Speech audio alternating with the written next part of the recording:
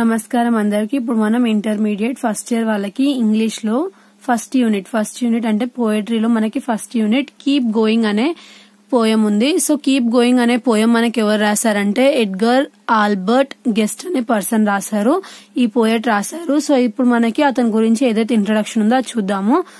Edgar Albert guest lived in between 1881 to 1959. So ఇతను ఎప్పుడు పుట్టి ఎప్పుడు చనిపోయినారో అది చెప్పినారు. సో ఎక్కడ పుట్టినారంటే ఇంగ్లాండ్ లో పుట్టినారు. His family migrated to the USA. వాళ్ళ ఫ్యామిలీ వాళ్ళు మైగ్రేటెడ్ అంటే షిఫ్ట్ అయినారంట ఎక్కడికి, USA కి, ఇంగ్లాండ్ నుంచి. He has joined as a copy boy in Detroit Free Press at the age of 12 as his father lost his job. వాళ్ళ father కి job పోయిందంట ఎప్పుడు, అతను 12 years ఉన్నప్పుడు. సో అతను ఏదో ప్రెస్ కంపెనీలో జాబ్ కి join అయినంట. At the age of 14 he lost his father. ఆయనకు 14 years ఉన్నప్పుడు వాళ్ళ father చనిపోయినారంట. So he quit the school and joined in the same press as a full time employee. అలా వాళ్ళ ఫాదర్ చనిపోయిన తర్వాత ఇంకా అతను స్కూల్ అనేది మానేసి ఆ ప్రెస్ కంపెనీలో ఫుల్ టైమ్ వర్క్ చేసుకుంటూ ఉన్నారంట. He has started composing the poems from his own experiences of life. ఇంకా అలా ఇంట్లో ఉన్నప్పటి నుంచి అతను ఏదైతే లైఫ్ లో ఎక్స్పీరియన్స్ చేస్తుండో దాని మీదనే పోయమ్స్ రాయడం start చేసినారంట. He wrote a poem every day continuously for 30 years. He wrote a poem every day continuously for 30 years వరకు పోయమ్స్ రాస్తూ ఉండేనంట ఎవ్రీడే అంటే రోజు. His poems were published in the Detroit Free Press. All his poems were published later as 20+ volumes, and Edgar regarded as a people's poet for his easy to read poetry. So ఇతను అప్పుడు press కంపెనీలో work చేసేటప్పుడు అతను ఏదైతే poems రాసిండ్రో అది ఆయన కంపెనీలో release చేసినారంట. అది ప్రెస్ కాబట్టి సో అక్కడే రిలీజ్ చేసినారంట ఏవైతే అతను పోయమ్స్ రాసిండ్రో. సో అవన్నీ చాలా పాపులర్ గా అయినాయంట. ఇంకా అతను ఏమంటుండే పీపుల్స్ పోయట్ అంటుండే, ఎందుకంటే ఆయన ఏవైతే పోయమ్స్ రాసిండో అవి మనకి ఎవరైతే పీపుల్ ఉన్నారో జనరల్ పీపుల్ పబ్లిక్, సో వాళ్ళకి చదవడానికి చాలా వీలుగా అంటే ఏవైతే వర్డ్స్ ఉన్నాయో అవి పలకడానికి ఈజీగా ఉంటుండే అంట. సో ఇది మనకి ఏదైతే పోయట్ ఎవరైతే ఉన్నారో అతనిది ఇంట్రడక్షన్. ఇప్పుడు మనం ఏదైతే పోయం ఉందో చూద్దాము. సో ఇక్కడ మనకి పోయం ఏముందో చూద్దాము. When things go wrong as they sometimes will, when the roads you are trudging seems all uphill, when the funds are low and the debts are high and you want to smile but you have to sigh, when care is pressing you down a bit, rest if you must, but don't you quit. Life is queer with its twists and turns, as every one of us sometimes learns. And many a failure turns about when he might have won, had he struck it out. Don't give up. Though the pace seems slow, you may succeed with another blow. Often the goal is nearer than it seems to a faint and faltering man. Often the struggler has given up when he might have captured the victor's cap, and he learned too late when the night slipped down how close he was to the golden crown. Success is failure turned inside out, the silver tint of the clouds of doubt, and you never can tell how close you are. It may be near when it seems afar. So stick to the fight when you are hardest hit. It's when things seems worst that you must quit. So ఇది మనకి poem. So ఈ poem ఏదైతే ఉందో దానికి మనము meaning ఏంటిది అంటే summary అనేది ఏంటిదో చూద్దాము. సో ఈ పోయం కి మీనింగ్ ఏంటిదంటే ఫస్ట్ మనకి కీప్ గోయింగ్ అనేది ఏంటిదంటే ఒక ఇన్స్పిరేషనల్ సాంగ్ అంట. ఒక ఇన్స్పిరేషనల్ సాంగ్ అంట. In the poem the poet motivates the readers not to quit. So ఈ పోయంలో మనకి ఎవరైతే పోయట్ ఏం చెప్తారంట, మనం ఎప్పుడు ఓడిపోకూడదు, అంటే ఓడిపోయినా పర్లేదు బట్ మనం ఎప్పుడు ఏదైనా పనిని క్విట్ చేయకూడదు అంట. అంటే ఫెయిల్యూర్ అయినా పర్లేదు బట్ దాన్ని క్విట్ చేయొద్దంట, మధ్యలో ఆపేయకూడదంట. Whatever may be the circumstances, ఎలాంటి సిచ్యువేషన్ వచ్చినా సరే. బికాస్ క్విటర్స్ నెవర్ విన్, ఎవరైతే క్విట్ చేస్తున్నారో వాళ్ళు ఎప్పటికీ విన్ అవ్వలేరు. ఇంకా విన్నర్స్ నెవర్ క్విట్, ఎవరైతే విన్నర్స్ ఉన్నారో వాళ్ళు ఎప్పటికీ క్విట్ చేయరు. ఇంకెవరైతే క్విటర్స్ ఉన్నారో వాళ్ళు ఎప్పటికీ విన్ అవ్వరు అని చెప్తున్నారంట. The baseline of the poem is never to quit or do not give up.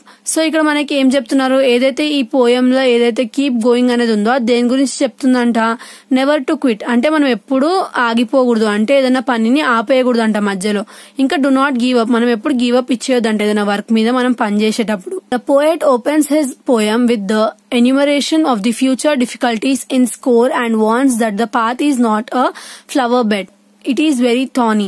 Next ఇక్కడ ఏం చెప్తున్నారు అంటే మనకి పోయట్ మనకి ఏవైతే ఫ్యూచర్ లో వచ్చే డిఫికల్టీస్ ఉన్నాయో అవి మనకి ఎప్పుడు ఎలా దేంతో కంపేర్ చేస్తున్నారు, ఏదైతే ఫ్లవర్ బెడ్ ఉందో దానిలా ఉండదంట, ముళ్ళుల కంపలు ఎక్కువ ఉంటాయంట, అంటే ముళ్ళులు ఉంటాయంట. అంటే లైఫ్ లో మనం ముందుకెళ్తున్నప్పుడు మనకి ఎన్నో ముళ్ళులు అంటే ఏంటివి, డిఫికల్టీస్ అనేటివి ఎదురొస్తాయంట. లైఫ్ అనేది స్మూత్ గా వెళ్ళిపోతుంది, లైఫ్ ఎందుకు అవుతుంది?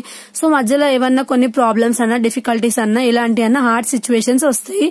సో అలాంటి వాటిని మనము అలాంటి టైంలో క్విట్ చేయొద్దు, మనల్ని మనం క్విట్ చేయకుండా గివప్ ఇవ్వకుండా మనం ముందుకెళ్లాలంట ధైర్యంతోని అని చెప్పి మనకి ఇక్కడ ఎవరైతే పోయట్ ఉందో అతను చెప్తున్నాడు. The things may go wrong some times unexpectedly. The path you were walking might be troublesome, and at a point of time your money may run out. You may be in a high debts. You want to smile, but conditions prevent you to do so. Your requirements may be more, even though do not give up. March ahead. If you want, take some rest, but do not quit. So ఇక్కడ ఏం చెప్తున్నారంటే మనకి future ఎలా ఉంటదంట, చాలా difficulties తో fill అవుతుందంట. అంటే నాట్ అ ఫ్లవర్ బెడ్, అంటే అంత ఈజీ ఉండదు ఫ్యూచర్, చాలా ముళ్ళులు అంటే ఏంటివి అంటే చాలా డిఫికల్టీస్ ఉంటాయి లైఫ్ లో అని చెప్తున్నారు. ఇంకా ఎప్పుడైతే కొన్నిసార్లు మనం ఎక్స్పెక్ట్ చేయనివి అన్ఎక్స్పెక్టెడ్ థింగ్స్ ఏవైతే ఉంటాయో అవి కూడా మన లైఫ్ లో అవ్వచ్చు, అలాంటి వాటిని కూడా మనం ఫేస్ చేయాలి. ఇంకా మనం ఏదైతే పాత్ చూస్ చేసుకున్నామో, అంటే మనం ఏదైతే రాహలో వెళ్తున్నామో అది కరెక్ట్ ఉందా రాంగ్ ఉందా అనేది మనకు తెలీదు, మనం దానిలో వెళ్తున్నాము. సో అలాంటి టైంలో మనకి చాలా డిఫికల్టీస్ అనేటివి ఎదురు అవ్వచ్చు. ఇంకా కొన్నిసార్లు మన దగ్గర డబ్బులు లేని సమయాలు కూడా రావచ్చు, ఇంకా అప్పులు ఎక్కువైన సమయం కూడా రావచ్చు. ఇంకా you want to smile but conditions prevent you to do so, అంటే మనము నవ్వాలనుకుంటాము బట్ మన పరిస్థితుల వల్ల మనం నవ్వలేకపోతాము, అలాంటి టైం కూడా రావచ్చు అంట. Your requirements may be more, అంటే మన ఖర్చులు ఎక్కువ ఉన్నాయి బట్ అప్పులు కూడా చాలా ఎక్కువ ఉన్నాయి. మనం ఎంతైతే డబ్బులు మనకు వస్తున్నాయో అర్న్ చేస్తున్నామో దానికంటే అప్పులు ఎక్కువ ఉన్నాయి అనుకో, అలాంటి టైంలో మనం ఎంత నవ్వాలనుకున్నా కూడా ఏదో బాధ ఉంటది, డబ్బులు లేవు అని చెప్పి. సో అలాంటి టైమ్స్ కూడా వస్తాయి. Even though do not give up, అలాంటి టైంలో కూడా గివ్ అప్ అనేది ఇవ్వకూడదంట. ఎందుకంటే ఒకవేళ మనం అలాంటి టైంలో గివ్ అప్ ఇస్తే మనము ఓడిపోయినట్టే కదా లైఫ్ లో. సో అలా గివ్ అప్ ఇవ్వకుండా మనం ఏం చేయాలంటే ఫస్ట్ టేక్ సమ్ రెస్ట్, కావాలంటే కొంచెం రెస్ట్ అన్న గ్యాప్ అన్న తీసుకొని మళ్ళీ స్టార్ట్ చేయాలి, అంటే దాని మీద వర్క్ చేయడం మళ్ళీ స్టార్ట్ చేయాలి, కానీ క్విట్ అనేది చేయకూడదంట.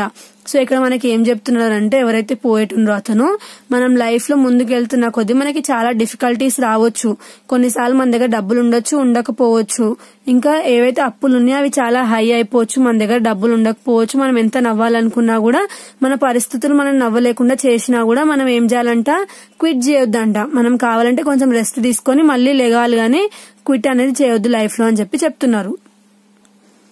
Life is like a puzzle, it has many surprises. Life అనేది ఒక పజిల్ లెక్క అంట, ఇందులో చాలా సర్ప్రైజెస్ అనేటివి ఉంటాయంట.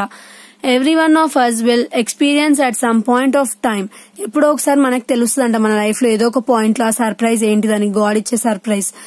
Many of us who failed they turn to quit. చాలా మంది ఏమనుకుంటారు జల్దీ క్విట్ చేసేస్తారు. చాలా మంది ఏమన్నా ఫెయిల్యూర్స్ వచ్చినా లేదంటే ఏదైనా బాధాకరమైన సిచ్యువేషన్స్ వస్తే జల్దీ క్విట్ చేసేస్తారంట. Those who quit never win or succeed. అలా ఎవరైతే క్విట్ చేసేస్తారో అలాంటి వాళ్ళు ఎప్పటికీ సక్సెస్ అవ్వలేరు అని చెప్తున్నారు. So do not give up, ఎప్పుడు గివ్ అప్ ఇవ్వద్దు అని చెప్తున్నారు. Some of us often miscalculate the events and give up instead of fighting. So ఏం చేస్తామంట, మనము కొంతమంది మిస్కాల్కులేట్ చేస్తామంట, ఏంటివి కొన్ని సిచ్యువేషన్స్ ని మిస్కాల్కులేట్ చేసి ఏం చేస్తామంట, గివ్ అప్ చేస్తామంట ఆ సిచ్యువేషన్ ని. దానిలో ఇంకా ఫైట్ చేసే ఓపిక మనకు ఉన్నా సరే మనలో మనమే క్యాల్కులేట్ చేసుకుని ఏం చేస్తామంట, గివ్ అప్ ఇచ్చేస్తామంట. when he realizes afterwards how close he was far for success. ఇంకొక స్టెప్ వేస్తే మనకు సక్సెస్ వచ్చేయచ్చు, బట్ మన మిస్కాలిక్యులేషన్స్ వల్ల మనం ఏం చేస్తామంట, మనకు ఫైట్ చేసే కెపాసిటీ ఉన్నా సరే మనం గివ్ అప్ ఇచ్చేస్తున్నామంట. నథింగ్ లెఫ్ట్ టు డూ అని అనుకుంటామంట మనం. ద టైమ్ హ్యాస్ పాస్డ్, ఇంకా టైం అయిపోయింది. You can't reverse it. So time అనేది ఒకసారి వెళ్ళిపోతే మనం రివర్స్ చేయలేం కదా. So we need to optimist and perseverant. So optimist అంటే ఏంటి, మనం అన్నిటినీ పాజిటివ్ గా థింక్ చేస్తూ లైఫ్ లో ముందుకు వెళ్తుండాలి, కానీ క్విట్ చేయకూడదంట. Try again and again till you succeed. మనకు సక్సెస్ వచ్చే వరకు ట్రై చేస్తూ ఉండాలి. Every failure is stepping stone to success. Failure వచ్చినా సరే దాని నుంచి ఏదో ఒకటి కొంచెం నేర్చుకుంటాం కదా, సో అది మనకి సక్సెస్ కి ఒక బాట లాగా అవుతుందంట. అంటే ఒక జర్నీ, ఒక పాత్ ఇస్తుందంట మనకి ఏదైతే ఫెయిల్యూర్ ఉందో అది. Do not give up and never quit. ఎప్పుడు గివ్ అప్ ఇవ్వకండి, ఇంకా క్విట్ అనేది చేయొద్దు లైఫ్ లో. ఏ సిచ్యువేషన్ అయినా సరే, ఎడ్యుకేషన్ అయినా సరే, ఫ్యూచర్ లో జాబ్ అయినా సరే, ఫ్యామిలీ సిచ్యువేషన్స్ అయినా సరే, మనం ఎప్పుడు quit చేయొద్దంట. The speaker says that the goal end is the closer that it seems. మనం ఏదైతే పని మీద ఏదైనా దాని మీద వర్క్ చేస్తుంటే అది మనం అనుకున్న దానికంటే సక్సెస్ మనకు చాలా దగ్గరగా ఉంటుందంట. ఎందుకంటే మనం హార్డ్ గా ఫీల్ అవుతున్నాం కాబట్టి చాలా దూరం ఉన్నట్టు అనిపిస్తుందంట.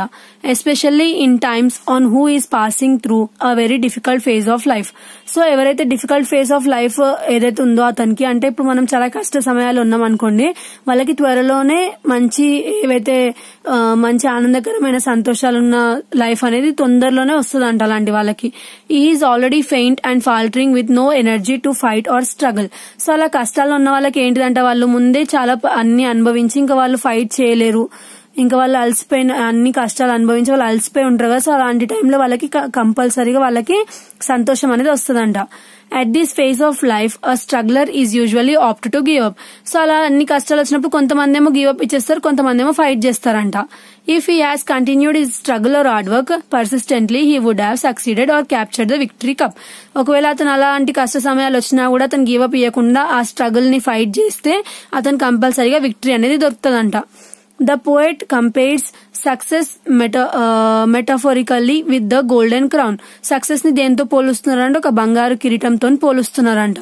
The success could be financial success in a relationship or other family matters that one has to deal with.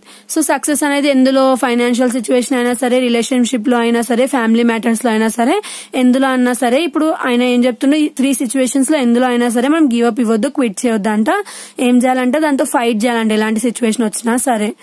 The poet motivates that success and failure are the absolute realities of the struggle. Success ఏదైతుందో అది, failure ఏదైతుందో అవి ఏంటివంట, struggle కి ప్రతిరూపాలంట. The sheer hard work and Perseverance definitely leads to success. మనం ఎప్పుడైతే hard work చేస్తామో అవి కంపల్సరీగా సక్సెస్ కి క్లోజ్ చేస్తుందంట, మన అంటే దగ్గరికి తీసుకెళ్తుందంట. ఇంకా success and failure can be interchanged within no time. ఇప్పుడు సడన్ గా ఫెయిల్యూర్ వచ్చింది అనుకోండి, చెప్పలేము, ఒక 1 వీక్ లో మళ్ళీ అది సక్సెస్ అయిపోవచ్చు, లేదంటే 1 year అవ్వచ్చు, 2 years అవ్వచ్చు.